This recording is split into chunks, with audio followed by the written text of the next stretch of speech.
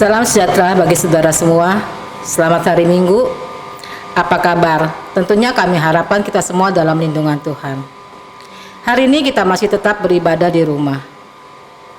Kami tetap mengingatkan walaupun kita beribadah di rumah, kita harus mempersiapkannya dengan baik.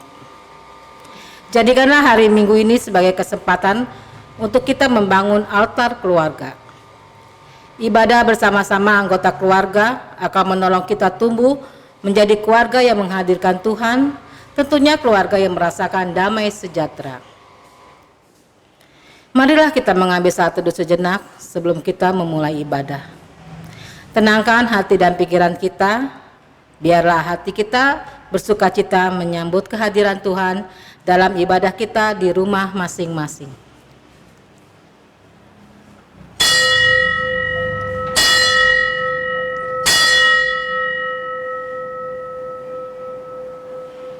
Hari ini kita merayakan hari ulang tahun ke-32 Gereja Kristen Indonesia dalam tema Gereja yang Terus Membarui Diri. Pada saat ini, ulang tahun GKI kita rayakan di tengah ujian berat. Sebagai bagian dari dunia, dari bangsa dan dari gereja Tuhan yang esa. Kita tengah bergumul di tengah situasi pandemi dengan berbagai dampak yang ditimbulkannya. Kita bagaikan bahtera yang tengah berlayar di tengah samudra dan badai menderu. Namun kita tidak ingin mundur atau takut. Justru GKI ingin hadir sebagai alat berkat di tengah ujian berat. Kita ingin hadir menemani umat di tengah pergumulan yang membuat penat. Samudra yang mengamuk tidak boleh membuat gereja berhenti jika ingin tetap memberi arti. Meski berat, gereja harus terus menggeliat agar dunia beroleh berkat. Jika hanya berdiam diri, maka semua akan mati, baik diri pun dunia ini. Kita ingin memakai pergumulan berat ini sebagai alat untuk membarui diri. Maka kita memohon Tuhan menolong kita untuk menemukan cara-cara baru dalam bergereja, bersekutu, bersaksi, dan melayani di tengah dunia yang sedang berubah ini. Kita naikkan pujian dari NKB 111 bait 1 dan 2, Gereja Bagai Bahtera.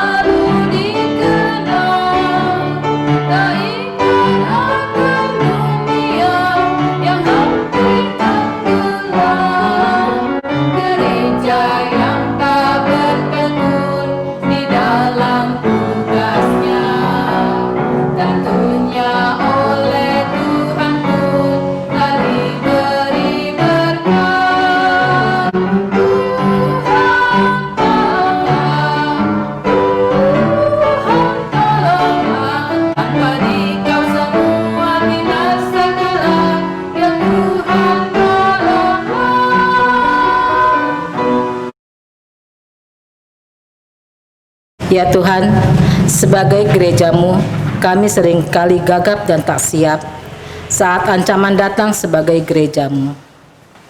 Kami seringkali lebih berfokus pada diri sendiri ketimbang berfokus pada apa yang dibutuhkan oleh dunia ini. Sebagai gereja-Mu, kami kerap berhenti pada kemapanan dan kepuasan diri, sehingga lupa bahwa gereja-Mu harus bergerak keluar melampaui arus zaman dengan segala pergumulannya. Sebagai gereja-Mu, kadang kami kurang giat untuk memikirkan serta melakukan cara-cara baru untuk beradaptasi dengan kehidupan yang terus berubah, sehingga kami tertinggal beberapa langkah di belakang masalah. Di dalam nama Tuhan Yesus Sang Raja Gereja, kami memohon.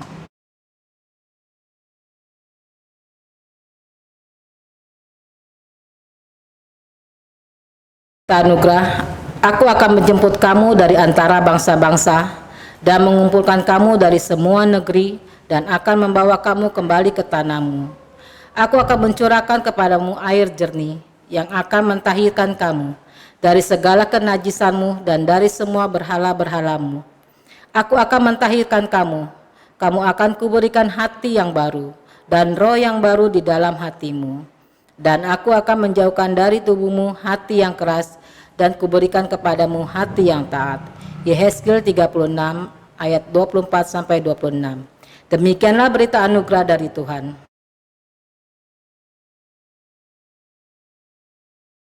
Damai Kristus bagimu.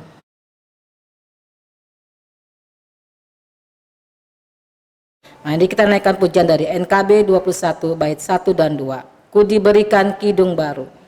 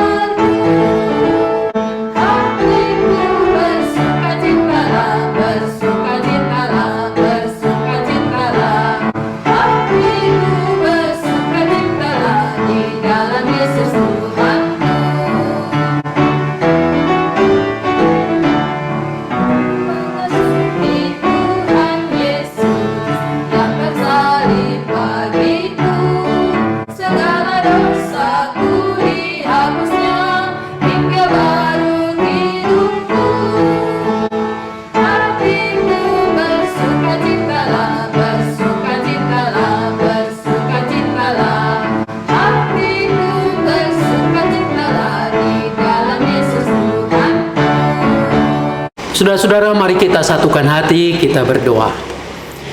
Bapa di dalam surga, kami bersyukur untuk kasih dan pemeliharaan untuk perjalanan gereja kami, Gereja Kristen Indonesia, 32 tahun. Kami boleh merayakannya, walaupun dalam keadaan terbatas, tapi biarlah kami tetap bersuka cita mensyukurinya. Saat ini firman-Mu akan kami renungkan. Tuhan yang menolong, memberikan kepada setiap kami pemahaman pengertian yang baik, sehingga kami dapat melakukannya sesuai dengan apa yang Engkau ingini. Anak-anak-Mu yang membaca bagian demi bagian Alkitab, kami yang akan menanggapi dengan mendaraskan Mazmur, dan hamba-Mu yang Engkau telah utus untuk menguraikan firman ini dalam bentuk khotbah. Tuhan yang memakainya, sehingga dengan leluasa Engkau menyatakan kehendak-Mu bagi kami kini dan di sini. Bersabdalah, sebab kami anak-anak-Mu telah siap untuk mendengarkannya. Dalam nama Tuhan kami Yesus Kristus, Sang Firman yang sesungguhnya itu, kami berdoa kepada Bapa di surga. Amin. Bacaan pertama dari kitab Yesaya pasal 51 ayat 1 sampai dengan 6. Dengarkanlah aku, hai kamu yang mengejar apa yang benar, hai kamu yang mencari Tuhan. Pandanglah gunung batu yang daripadanya kamu terpahat, dan kepada lobang penggalian batu yang daripadanya kamu tergali. Pandanglah Abraham bapa leluhurmu, dan Sarah yang melahirkan kamu. Ketika Abraham seorang diri, aku memanggil dia, lalu aku memberkati dan memperbanyak dia. Sebab Tuhan menghibur Sion, menghibur segala reruntuhannya. Ia membuat padang gurunnya seperti taman Eden, dan padang belantaranya seperti taman Tuhan. Di situ terdapat kegirangan dan sukacita, nyanyian syukur dan lagu yang nyaring. Perhatikanlah suaraku, hai bangsa-bangsa, dan pasanglah telinga kepadaku, hai suku-suku bangsa. Sebab pengajaran akan keluar daripadaku, dan hukumku sebagai terang untuk bangsa-bangsa. Dalam sekejap mata, keselamatan yang daripadaku akan dekat. Kelepasan yang kuberikan akan tiba. Dan dengan tangan kekuasaanku, aku akan memerintah bangsa-bangsa. Kepada pula pulau-pulau menanti-nanti, perbuatan tanganku mereka harapkan. Arahkanlah matamu ke langit, dan lihatlah ke bumi di bawah.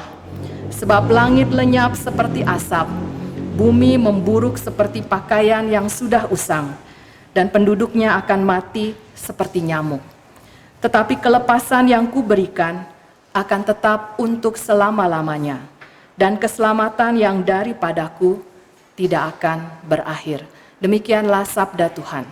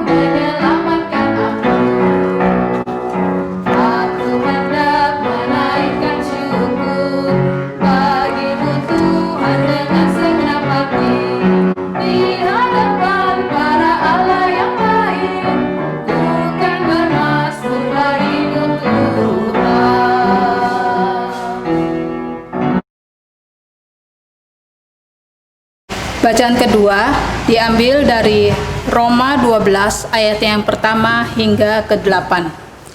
Roma 12 ayat yang pertama hingga ke-8.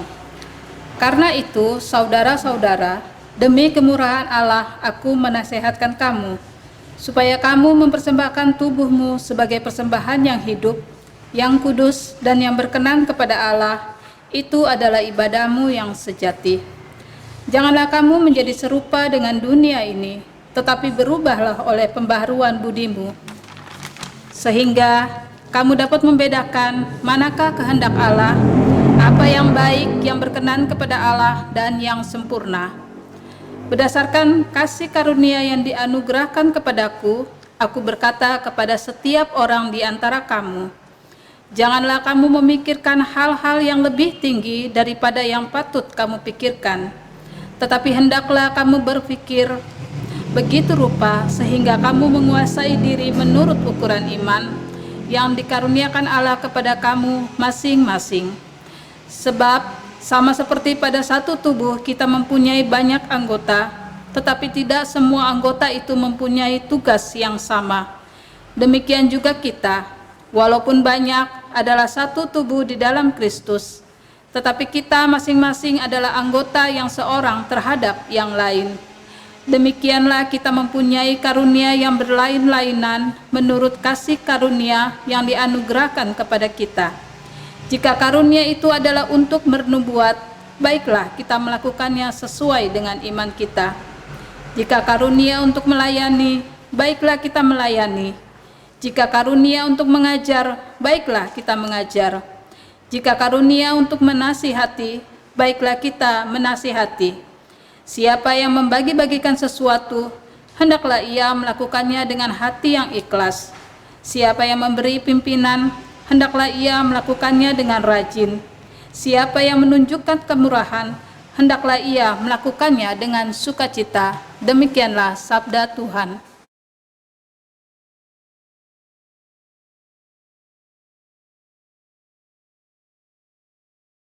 Saudara-saudara, ibu bapak yang dikasihi dan mengasihi Tuhan Yesus, bacaan Injil pada saat ini dalam kita merayakan ulang tahun GKI yang ke-32 terambil dari Injil Matius.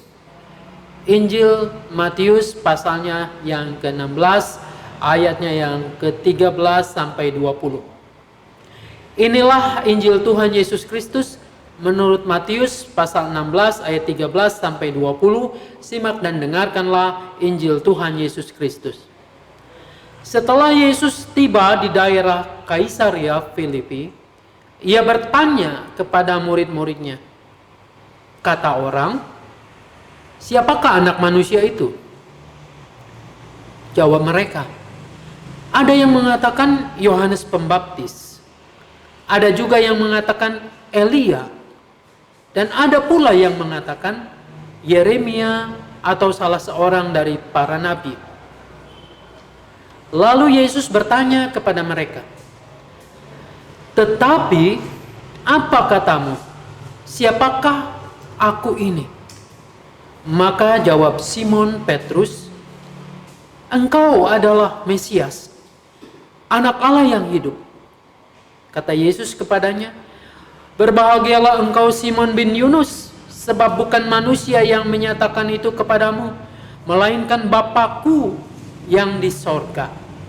Dan aku pun berkata kepadamu, engkau adalah Petrus, dan di atas batu karang ini aku akan mendirikan jemaatku, dan alam maut tidak akan menguasainya. Kepadamu akan kuberikan kunci kerajaan sorga. Apa yang kau ikat di dunia ini akan terikat di sorga, dan apa yang kau lepaskan di dunia ini akan terlepas di sorga. Lalu Yesus melarang murid-muridnya supaya jangan memberitahukan kepada siapapun bahwa ia Mesias. Sampai demikian jauh pembacaan Injil Tuhan Yesus Kristus. Tuhan Yesus berkata, yang berbahagia adalah setiap kita yang mau mendengarkan firman Allah, memelihara dan melakukannya. Haleluya.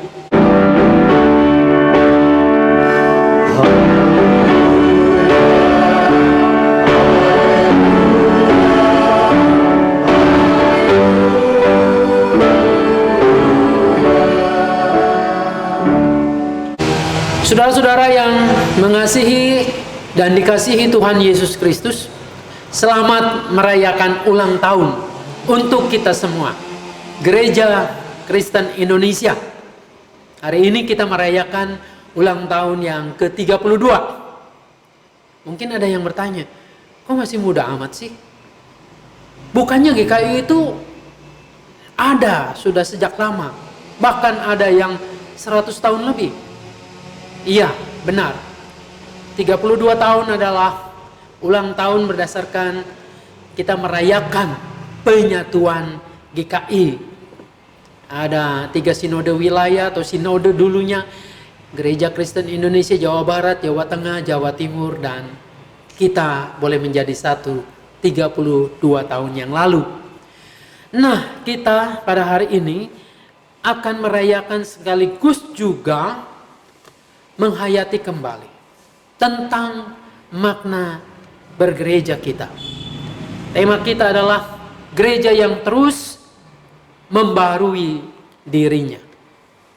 Saudara-saudara, ini sesuai dengan semboyan bapak-bapak reformasi kita, bahwa gereja yang sudah dibaharui harus terus menerus membaharui dirinya. Kenapa?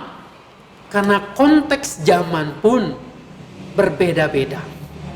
Kondisi saat ini bisa berbeda dengan kondisi 20-30 tahun lalu, apalagi dengan ratusan tahun yang lalu. Maka gereja mau tidak mau harus mengenal konteksnya, harus membarui diri sendiri, lalu kemudian mengoreksi apa yang salah, memperbaiki apa yang kurang pas, dan terus menerus sehingga menjadi berkat bagi dunia ini, bagi gereja di mana Tuhan tempatkan kita. Saudara-saudara, kita akan mencermati kembali bacaan Injil pada hari ini. Bacaan Injil hari ini justru merupakan terusan atau kisah yang berkesinambung dari bacaan-bacaan yang lalu. Setelah melintasi Sidon dan Tirus, ini yang disebut dengan wilayah bangsa-bangsa asing. Di Sidon dan Tirus, di situ ada pengalaman yang sangat berkesan. Pengalaman yang begitu indah tentang iman seorang ibu, seorang perempuan kafir, perempuan Kanaan. Saudara-saudara, dari seorang perempuan Kanaan ini Yesus memperlihatkan beginilah contoh dari orang yang beriman. Meskipun dia diminta pergi oleh para muridnya, bahkan Yesus berkata dengan kata-kata yang meskipun dalam bahasa kiasan tetapi cukup pedas, namun ibu ini tetap percaya bahwa Yesus adalah anak Daud, Yesus Tuhan, bahwa Yesus adalah Mesias. Nah, saudara-saudara, pada saat ini pun perjalanan Yesus masih di sekitar wilayah kafir itu. Sampailah Yesus dan murid-muridnya di Kaisaria Filipi. Kota ini berada di ujung utara wilayah Israel. Tepatnya wilayah yang berbatasan dengan Syria. Saudara-saudara, nama belakang kota ini mungkin saja ada kaitannya dengan orang yang membangun, mendirikan kota ini. Siapa orang ini? Ia adalah Herodes Filipus. Ia membangun kota ini dan mempersembahkannya untuk Kaisar Agustus. Nah, dari kota yang paling jauh pada saat itu, kota yang paling jauh dari Yerusalem, Yesus akan merintis perjalanannya menuju Yerusalem. Sempat ia mengungsi ke wilayah Galilea, lalu kemudian ia melayani sampai di Kaisaria Filipi ini, dan kini ia merancangkan perjalanan itu sampai di Yerusalem. Di wilayah perbatasan negeri kafir ini, kota paling jauh dari pusat ibadah Bait Allah di Yerusalem, Yesus bertanya tentang jati dirinya. Bertanya tentang opini orang terhadap dirinya. Apakah selama berinteraksi dengan mereka, dengan orang banyak ini, orang tahu siapa sih Yesus itu? Saudara-saudara, masa pelayanan Yesus di Galilea meninggalkan kesan yang mendalam tentang identitasnya pada orang banyak dan murid-muridnya sendiri. Di mata orang banyak yang bersentuhan dengan pelayanan Yesus, mereka nampaknya memberi kesan yang positif. Yesus dikenal sebagai orang yang baik. Yesus dikenal sebagai orang yang bukan biasa-biasa saja, tetapi luar biasa. Ia dapat disejajarkan dengan nabi-nabi seperti Elia, Yohanes Pembaptis, Yeremia, bahkan mungkin nabi-nabi yang lain.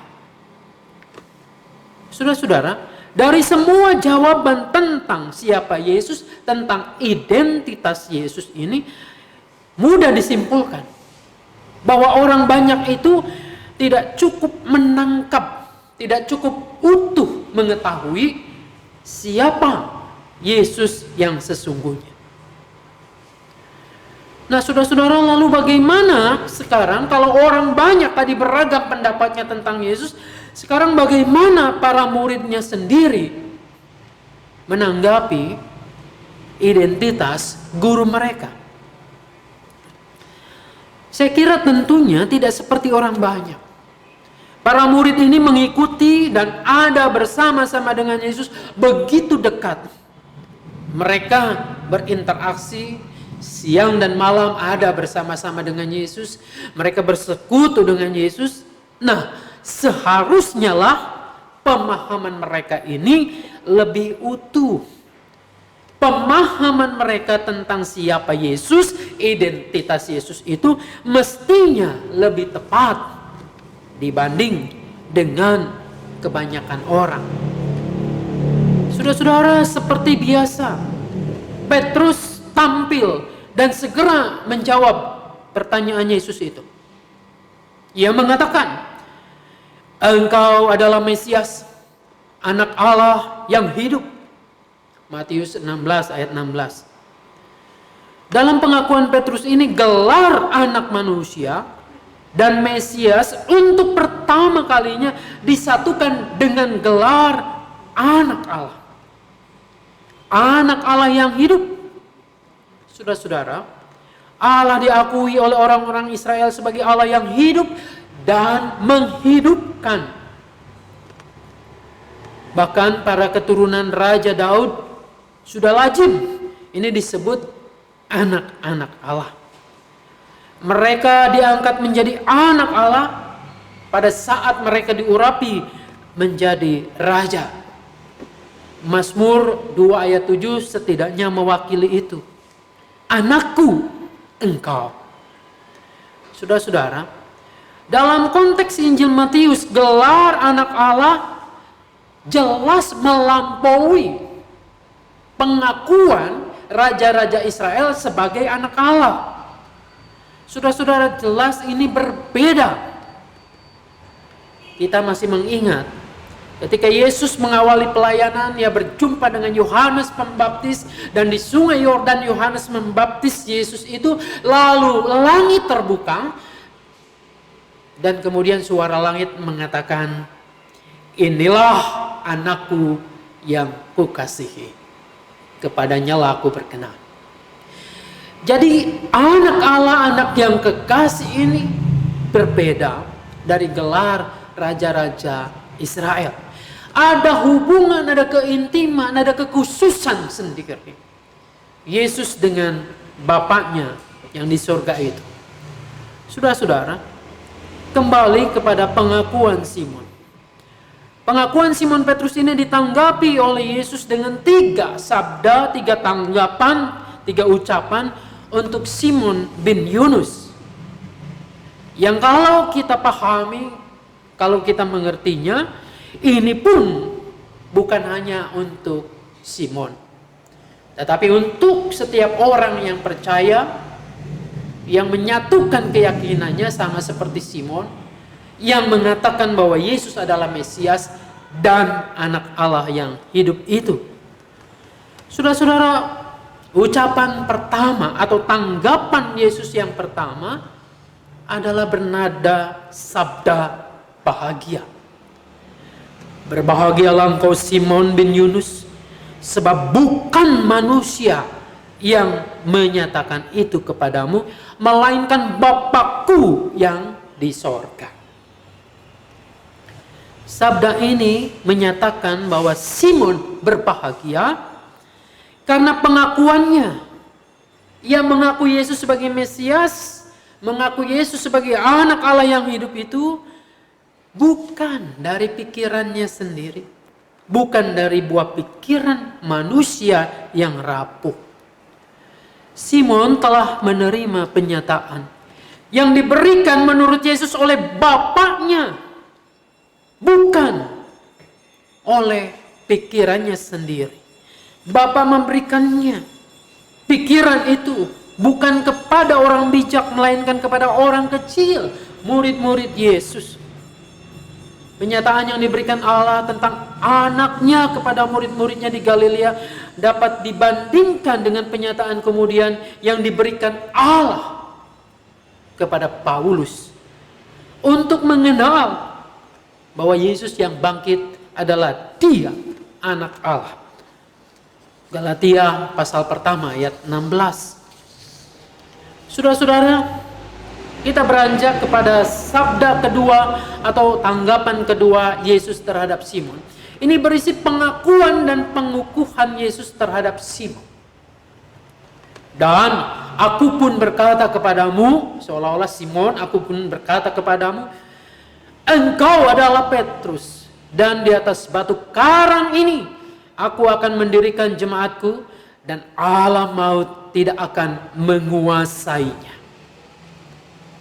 Simon diakui, dinyatakan, disebut oleh Yesus Petrus, batu karang. Suatu pengakuan yang diiringi dengan keterangan dan janji bahwa di atasmu, di atas batu karang, di atas Petra ini, Yesus akan mendirikan jemaatnya. Saudara-saudara, karena didirikan di atas batu karang dan bukan di atas pasir, maka jemaat ini tidak akan runtuh meski dirongrong oleh kuasa maut. Lalu kemudian kita mengamati sabda terakhir yang ketiga berisikan janji. Petrus akan diberi kunci kerajaan Allah. Matius 16 ayat 19. Saudara-saudara, yang diberikan kepada Petrus bukanlah kunci masuk sorga. Selama ini yang seringkali orang memahaminya. Seolah-olah sorga itu seperti sebuah tempat, sebuah ruangan. Lalu kemudian sebelum orang memasukinya maka harus melewati pintu gerbangnya. Dan pintu gerbang itu dikunci. Dan yang memegang kuncinya itu katanya yang diserahkan ini, Yesus menyerahkannya kepada Simon Petrus itu, yang menjaga pintu gerbang sorga itu. Tergantung mau-maunya Petrus yang mau buka atau enggak. Saudara-saudara, rasanya bukan ini yang dimaksud. Bukan sorga yang demikian yang dikatakan oleh Yesus yang mempercayakan kunci itu kepada Petrus. Kerajaan sorga adalah ungkapan, adalah istilah Yahudi untuk kerajaan Allah. Kerajaan Allah, Allah yang menjadi rajanya. Saudara-saudara, kerajaan Allah ini diprakarsai, hadir di dunia ini oleh Yesus Kristus. Kita ingat beberapa pernyataan Yesus ketika anak manusia datang ke dunia ini. Ia menyembuhkan orang, mengusir setan, maka sesungguhnya kerajaan Allah itu sudah datang di dunia ini. Yesus yang menyatakannya di dunia ini. Dalam menegakkan pemerintahan Allah di bumi ini, Yesus yang kelak bangkit akan mengutus, mendelegasikan, mengajak, memitrakan pelaksanaan kuasanya ini kepada Petrus, pada murid-murid yang lain juga. Saudara-saudara, memang benar ada kemiripan dengan Eliakim yang diserahi kuasa eksekutif dinasti Daud dengan kata-kata, aku akan memberi atau menaruh kunci rumah Daud ke atas bahunya, sebab apabila ia membuka, tidak ada yang dapat menutup. Apabila ia menutup, tidak ada yang dapat membuka. Yesaya 22 ayat 22. Saudara-saudara, Petrus diberi wewenang untuk membuka pintu. Artinya menunjukkan jalan masuk ke dalam kerajaan Allah. Petrus menjadi mitra Allah untuk membuka ini loh, wilayah kerajaan Allah. Bahwa manusia dapat merasakan kerajaan Allah itu. Sesuatu yang seharusnya dilakukan, ini dilakukan oleh para ahli Taurat, tetapi justru menutup. Mereka menutup kerajaan Allah itu. Pintu itu. Sehingga orang berdosa sulit masuk dan merasakan kerajaan Allah itu. Ahli-ahli Taurat merasa memegang kuasa kunci dalam arti bahwa mereka memutuskan apa yang sesungguhnya menjadi kehendak Allah dan mana yang bukan menjadi kehendak Allah menurut kitab-kitab suci mereka itu. Saudara-saudara, dalam Matius pasal 5 ayat 21 sampai 48, wewenang itu telah beralih kepada Yesus yang kemudian pada peristiwa pengakuan Petrus kepada Yesus sebagai Mesias dan sebagai anak Allah ini, lalu Yesus mempercayakannya kepada Petrus ini. Petrus menjadi mitra atau kawan sekerja Allah, di mana melaluinya orang dapat merasakan, orang akan mengalami kerajaan Allah, persekutuan yang indah, persekutuan yang menghidupkan itu. Nah, saudara yang dikasihi dan mengasihi Tuhan Yesus, 3 pernyataan Yesus kepada Petrus patut kita renungkan dalam perayaan ulang tahun gereja kita, GKI yang ke-32 ini. Gereja percaya bahwa 3 sabda Yesus kepada Petrus berlaku bukan hanya untuk Petrus saja, tetapi bagi gereja, bagi orang-orang yang sama yang mengaku Yesus sebagai Mesias, sebagai anak Allah ini. Ini berarti bahwa pengakuan Yesus adalah anak Allah yang hidup dan sekaligus Mesias bukanlah pengakuan yang berangkat dari buah pikiran sendiri, melainkan kuasa Allah lah yang menuntun, mengantar, menyatakannya. Gereja Kristen Indonesia berada dalam alur ini, dalam pengakuan ini. Jika GKI mengaku dan mengimani bahwa Yesus adalah anak Allah yang hidup dan menghidupkan serta Mesias itu, jelas ini bukan buah pikiran manusia yang rapuh, yang kemudian dinyatakan dalam akta-akta persidangan gerejawi, melainkan kuasa Allah melalui Roh-Nya yang kudus yang menuntun kesadaran kita untuk menyatakan bahwa Yesus Kristus adalah anak Allah yang hidup. Yesus Kristus adalah Mesias yang sesungguhnya itu. Namun meski demikian, sama seperti Petrus, kita ini bukan seperti robot menerima pengakuan itu dari Allah lalu kita mengucapkannya. Kita tidak berpikir apa-apa, bukan begitu. Disinilah dibutuhkan pengakuan dan kesetiaan untuk mengimani Apa yang sudah dinyatakan Allah itu kepada kita, lalu kemudian kita menyatakan, mengungkapkannya itu. Saudara-saudara, GKI berada dalam arus ini. Bahwa kita menyatakan Yesus Mesias bukan dari kekuatan kita, tapi penyataan Allah sendiri. Lalu dalam perjalanannya, gereja itu seperti bahtera. Tambang gereja kita ada bahteranya. Alpha Omega ada perahunya, bahtera. Saudara-saudara, bahtera yang sangat mungkin harus melewati bukan saja riak, melainkan ombak, gelombang, badai, bahkan tsunami. Disinilah pengakuan Yesus Kristus sebagai Mesias dan anak Allah yang hidup diuji untuk kita, baik pribadi maupun gereja.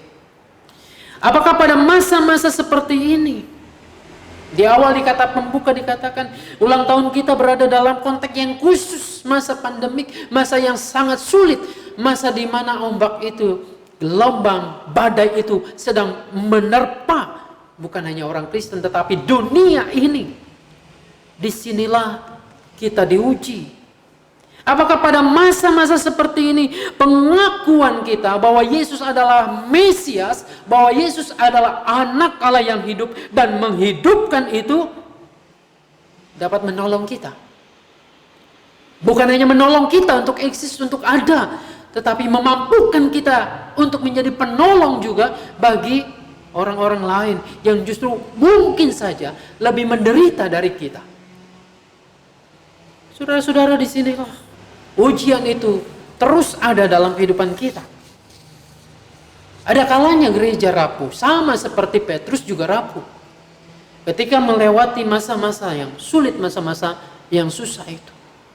Saudara-saudara, bukankah kita juga melihat bagaimana Petrus yang disebutkan Petra, yang disebutkan Kefa, yang disebutkan batu karang itu, ternyata dia juga menyangkal Yesus.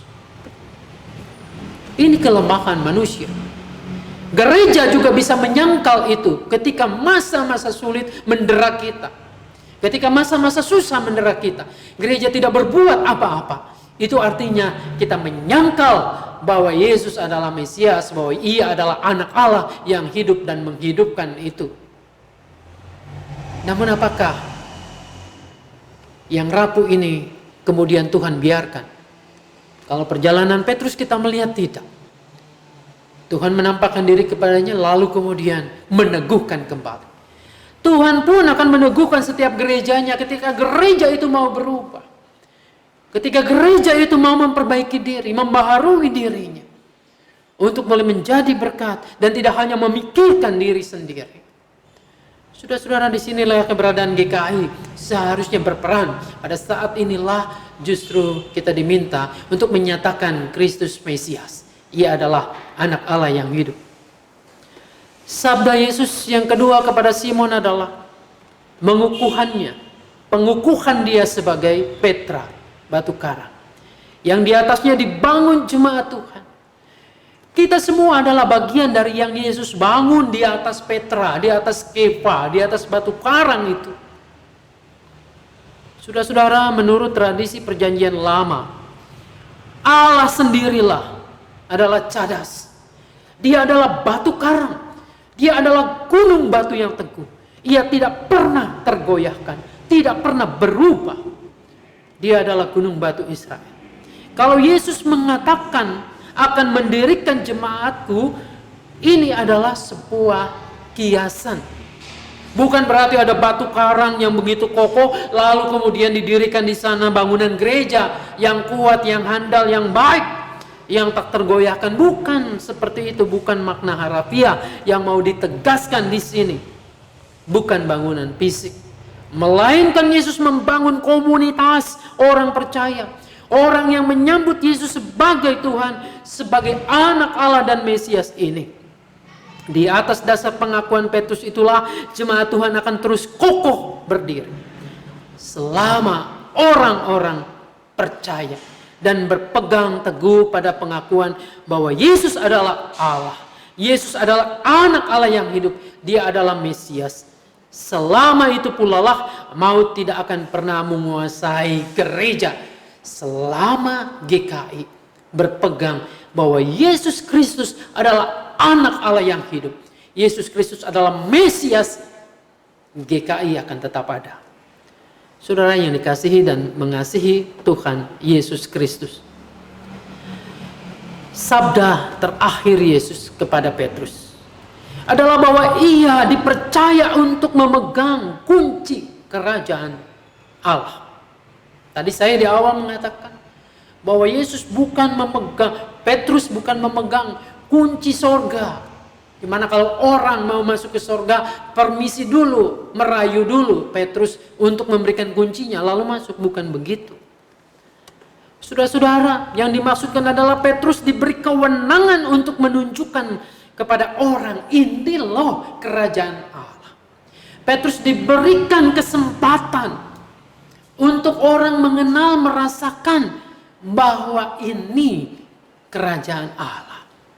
Saudara-saudara, gereja dalam hal ini GKI juga terpanggil untuk meneruskan tugas ini, sehingga melalui gereja, melalui GKI, orang tidak hanya mengenal, melainkan dalam lingkup, dalam komunitas GKI, orang merasakan inilah yang namanya kerajaan sorga yang hadir di bumi ini. Saudara-saudara, tantangannya buat kita adalah apakah GKI selama ini bisa mewujudkan itu? Dapat menghadirkan kerajaan Allah ada di sini, dalam komunitas GKI.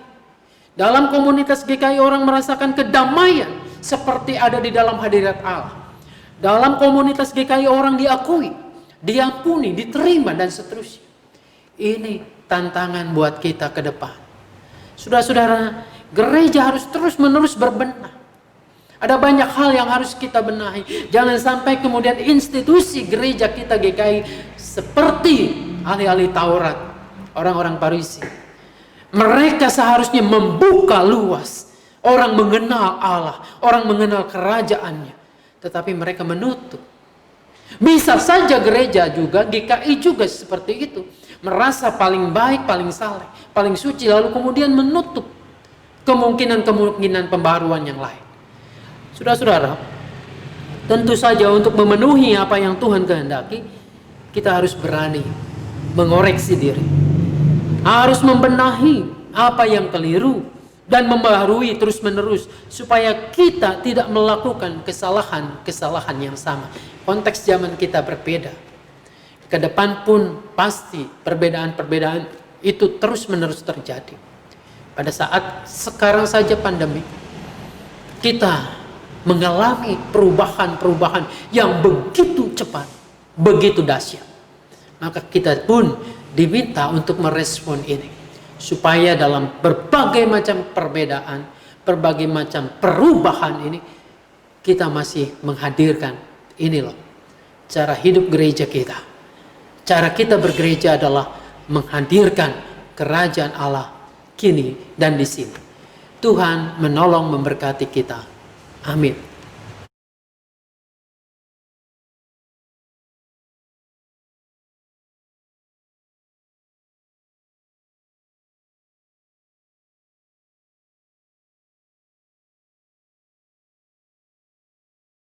Saudara-saudara, kita datang ke hadapan Allah, Bapa yang Maha Kasih dan Maha Murah, untuk menyelenggarakan peneguhan penatua sebagai pelayan dan pemimpin dalam gereja Tuhan Yesus Kristus.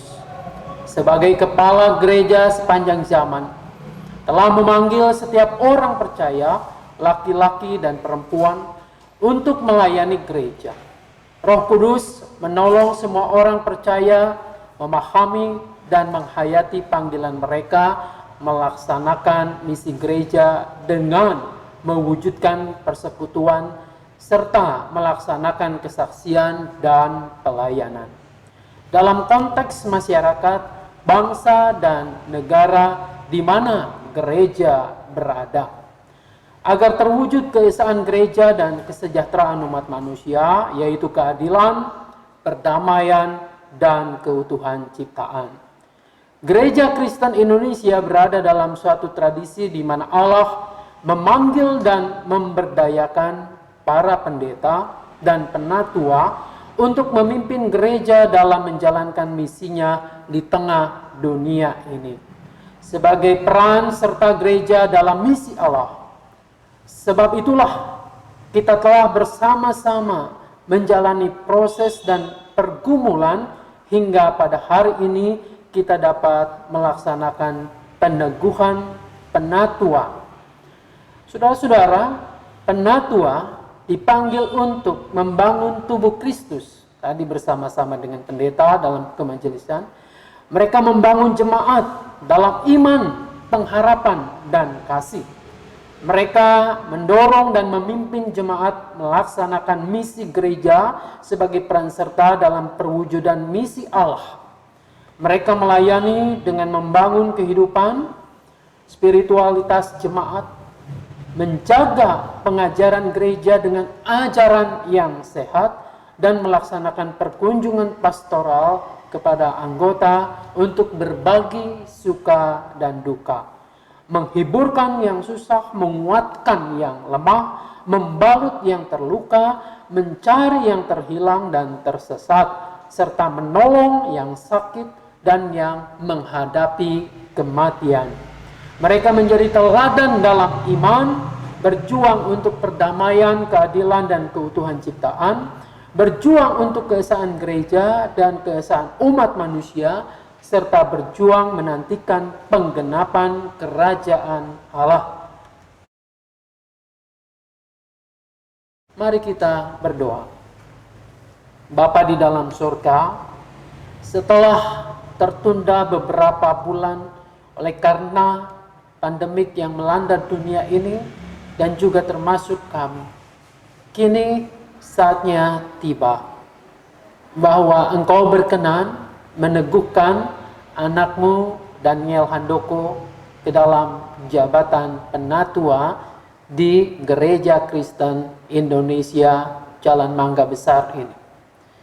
Kiranya Engkau sendiri yang menumpangkan tanganmu, menguatkannya, memberikan kemampuan agar tugas-tugas yang dipercayakan kepadanya dapat dilakukannya dengan tanggung jawab dan dengan sukacita.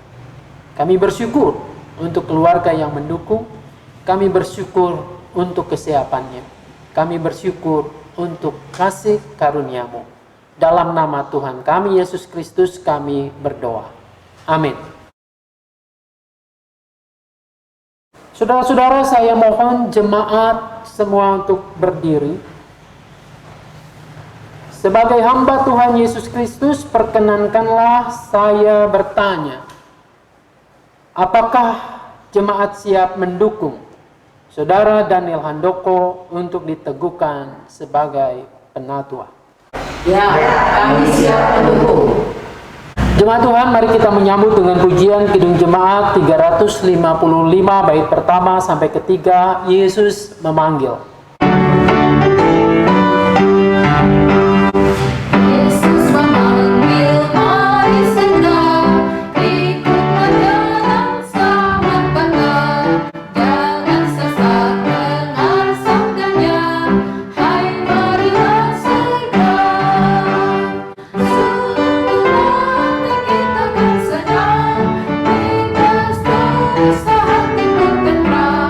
Bersama Yesus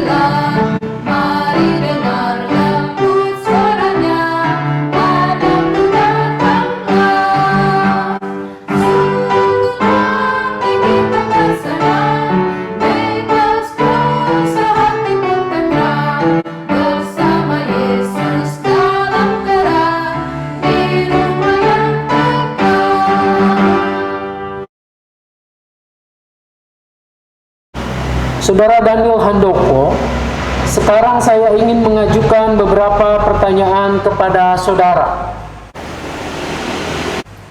Saudara telah dicalonkan dan dipilih oleh jemaat untuk jabatan penatua.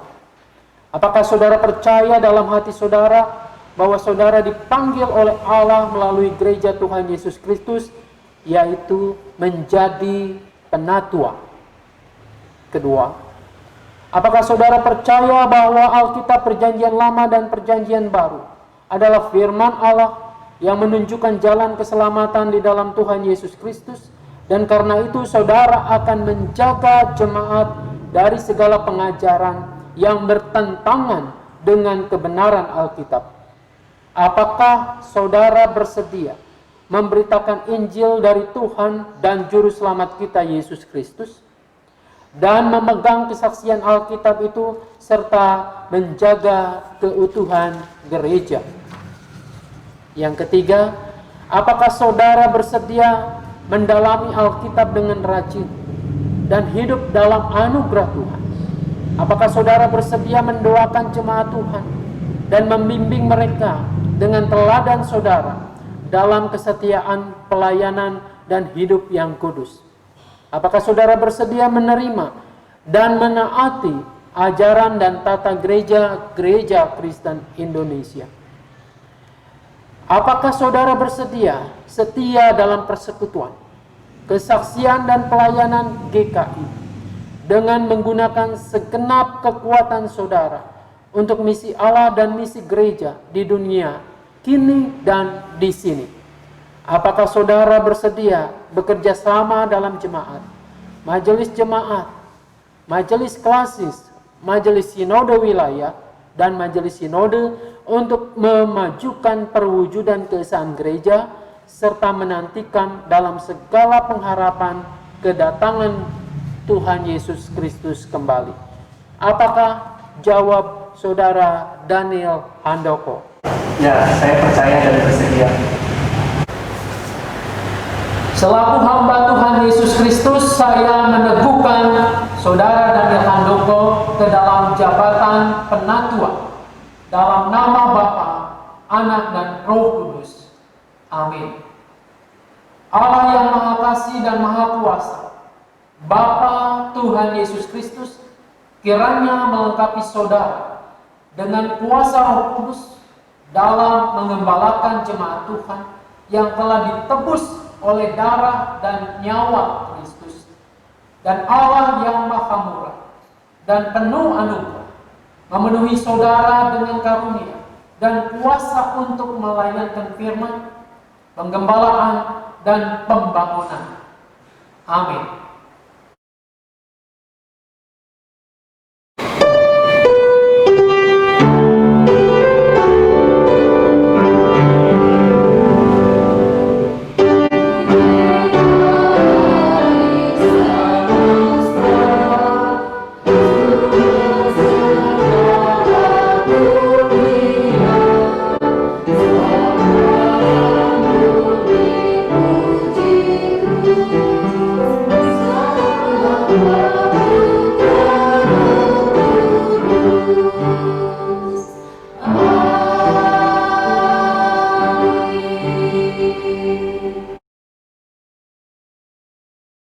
Saudara Daniel Handoko, Gereja Kristen Indonesia siap mendengar ikrar saudara untuk tugas pelayanan Gereja Kristen Indonesia basis di Jemaat Gereja Kristen Indonesia Mangga Besar maupun dalam lingkup-lingkup klasis, sinode wilayah, dan sinode Gereja Kristen Indonesia.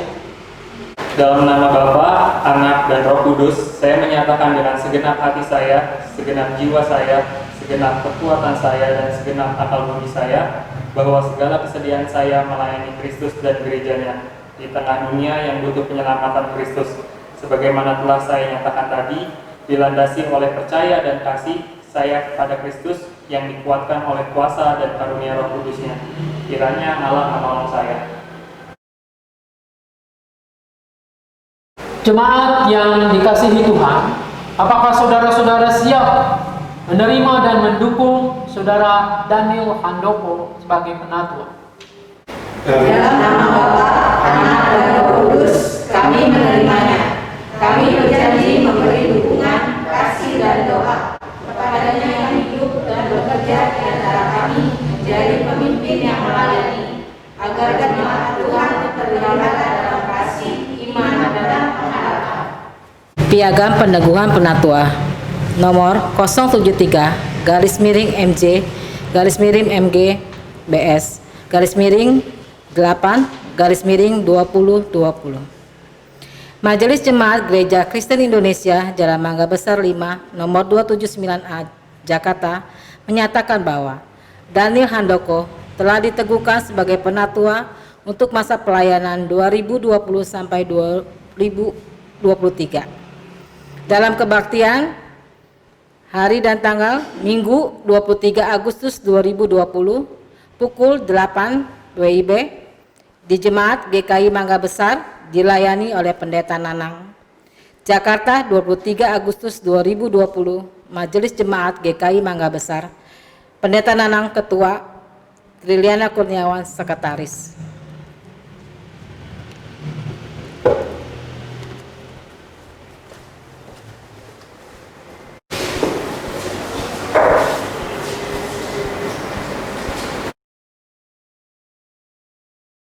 Umat Tuhan bersama dengan umat Allah di masa lalu, masa kini, dan masa depan, mengingat janji baptis kita dengan mengikrarkan pengakuan iman rasuli. Aku percaya kepada Allah, Bapa yang Maha Kuasa, Khalik langit dan bumi, dan kepada Yesus Kristus, Anaknya yang tunggal Tuhan kita, yang dikandung daripada Roh Kudus, lahir dari anak darah Maria, yang menderita sengsara di bawah pemerintahan Pontius Pilatus, disalibkan, mati dan dikuburkan, turun ke dalam kerajaan maut. Pada hari yang ketiga, bangkit pula dari antara orang mati, naik ke surga, duduk sebelah kanan Allah, Bapa yang Maha Kuasa. Dan dari sana ia akan datang untuk menghakimi orang yang hidup dan yang mati. Aku percaya kepada Roh Kudus, gereja yang kudus dan am, persekutuan orang kudus, pengampunan dosa, kebangkitan orang mati, dan hidup yang kekal. Amin. Mari kita satukan hati, kita berdoa. Bapa di surga, tentu kami bersyukur atas karunia-Mu, atas penyertaan-Mu untuk perjalanan kehidupan gereja kami, GKI yang ke-32. Biarlah Tuhan menolong, supaya kami terus menjadi gereja yang Engkau inginkan, yang membuka lebar pintunya, untuk setiap orang merasakan mengenal akan kerajaan surga, kerajaan Allah itu. Kami tetap berdoa untuk perjalanan ke depan yang masih Engkau percayakan melalui gereja-Mu. Tuhan tetap menolong. Untuk GKI Mangga Besar, Engkau pun tahu segala keterbatasan kelemahan kami. Biarlah Engkau tetap menyatukan hati kami. Engkau tetap menggerakkan setiap hati kami untuk melayani Tuhan bahu-membahu, menyatakan kerajaan Allah hadir di sini.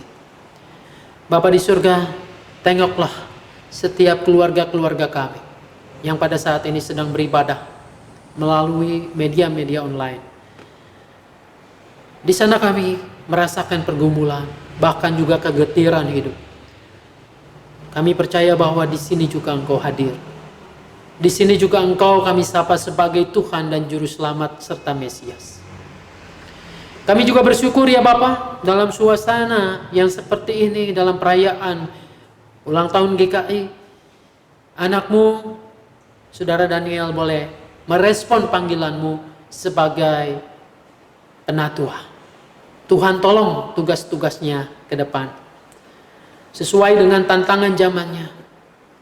Mesti juga ada banyak hal yang harus dia hadapi. Oleh karena itu lengkapilah dengan kekuasaan yang daripada-Mu, sehingga ia boleh cakap melayani Tuhan untuk jemaat-Mu di tempat ini, tentunya dengan sukacita.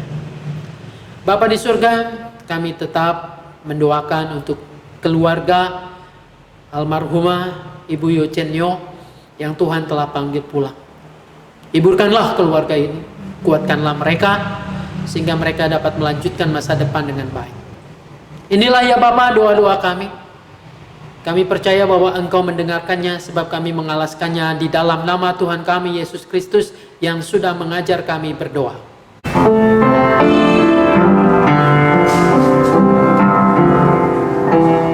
Bapa kami yang ada di surga, dikuduskanlah namamu, datanglah kerajaanmu, jadilah kehendakmu di bumi seperti di surga. Beri kami hari ini makanan yang secukupnya, ampuni salah kami seperti kami ampuni yang bersalah pada kami. Jangan bawa kami dalam pencobaan, akan lepaskan kami dari yang jahat.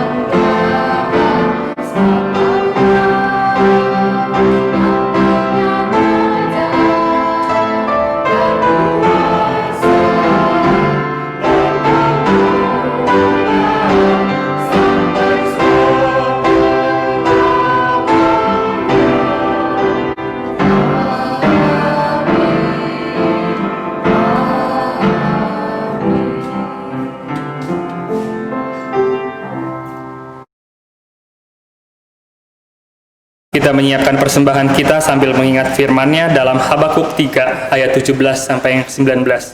Sekalipun pohon ara tidak berbunga, pohon anggur tidak berbuah, hasil pohon zaitun mengecewakan, sekalipun ladang-ladang tidak menghasilkan bahan makanan, kambing domba terhalau dari kurungan dan tidak ada lembu sapi dalam kandang, namun aku akan bersorak-sorak di dalam Tuhan, beria-ria di dalam Allah yang menyelamatkan aku.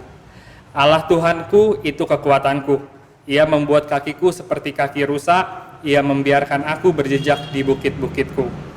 Dengan landasan firman Tuhan ini, marilah kita memberikan persembahan sebagai komitmen kita untuk pekerjaan Allah melalui gerejanya, sambil terus berupaya agar hidup kita juga menjadi persembahan bagi kemuliaan namanya.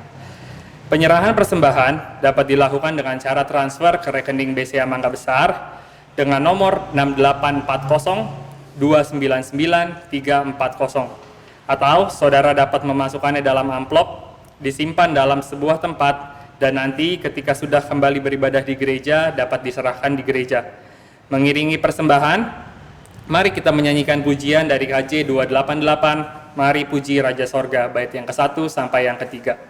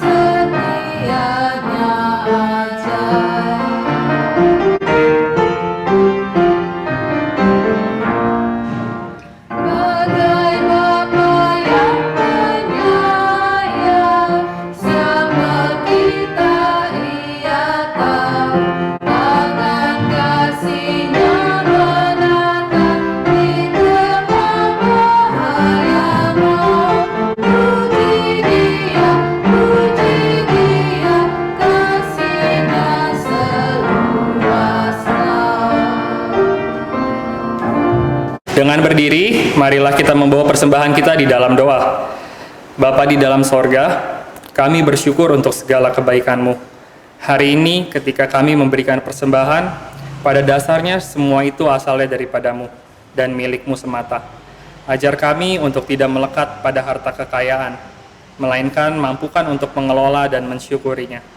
Terimalah ucapan syukur kami, kuduskan dan pakailah seturut dengan kehendak-Mu.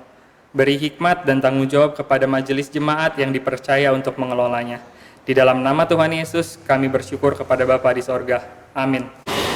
Jemaat Tuhan, marilah kita menjadi satu gereja yang terus-menerus membarui diri agar melalui gereja dunia beroleh berkat. Saya mengundang untuk kita bangkit berdiri menyanyikan himne GKI NKB 230 Berderaplah Satu.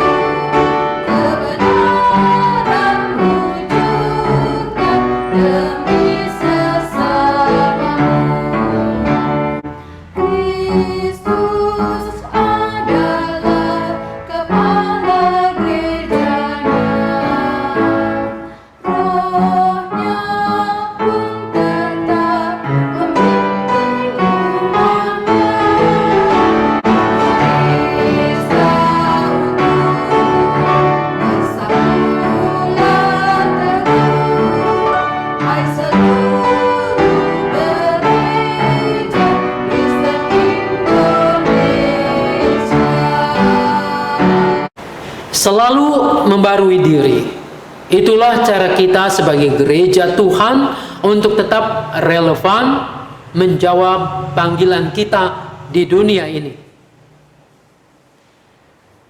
Untuk terus memberi arti, kita perlu beradaptasi dengan situasi dan bersinergi dengan segenap potensi. Tidak ada perubahan yang murah. Tidak ada pencapaian yang diperoleh dengan mudah. Jemaat Tuhan, kembalilah ke dalam tugas panggilanmu dan terimalah berkat Tuhan. Tuhan memberkati engkau dan melindungi engkau. Tuhan menyinari engkau dengan wajahnya dan memberi engkau kasih karunia.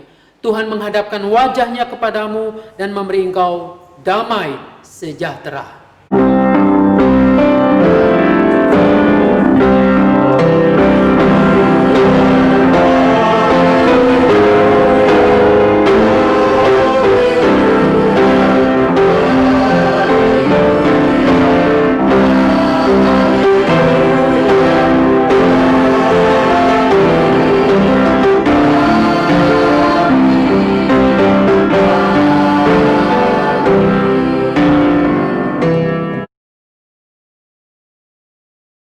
Saudara-saudara, ibadah minggu dan sekaligus juga syukur atas ulang tahun GKI yang ke-32 telah usai.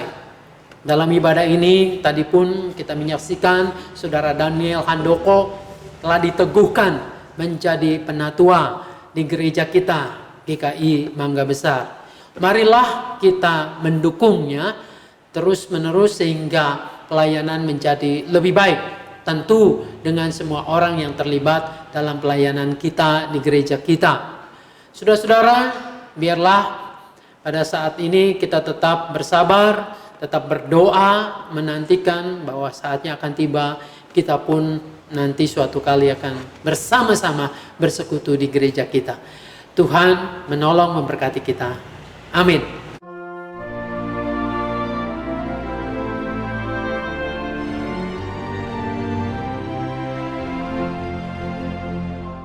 Bapak, Ibu, Saudara-saudara yang dikasihi oleh Tuhan Yesus Kristus, pada saat ini kita bersama-sama bersyukur dan bersuka cita karena kita semua merayakan hari ulang tahun Gereja Kristen Indonesia GKI yang ke-32 tahun. Kita pada saat ini merayakan ulang tahun GKI di tengah-tengah situasi yang sangat khusus. Karena pandemi COVID-19 ini menghadirkan gelombang perubahan dan juga gelombang persoalan yang begitu besar bagi umat manusia. Saya tentu tidak mau mengajak kita mensyukuri penderitaan. Tetapi salah satu dari ukuran iman dan spiritualitas yang meningkat adalah ketika kita semua memiliki kemampuan untuk bisa melihat makna dan kemudian mendorong diri kita untuk bertindak secara baik dan kuat. Upaya kita untuk menemukan makna di tengah-tengah konteks dan persoalan-persoalan kita secara positif. Dan kemudian menghadirkan tindakan-tindakan dan kreativitas untuk keluar dari persoalan. Tema dari hari ulang tahun Gereja Kristen Indonesia yang ke-32 tahun ini adalah GKI yang terus-menerus mau membaharui diri. Kita tidak akan pernah mungkin mampu membaharui diri ketika kita sendiri tidak mampu menemukan makna-makna yang kuat dan positif sekalipun di tengah-tengah persoalan-persoalan. Karena itu Bapak, Ibu, dan Saudara-saudara yang dikasihi oleh Tuhan, kita semua saat ini diundang di tengah-tengah perenungan pada saat kita merayakan ulang tahun GKI.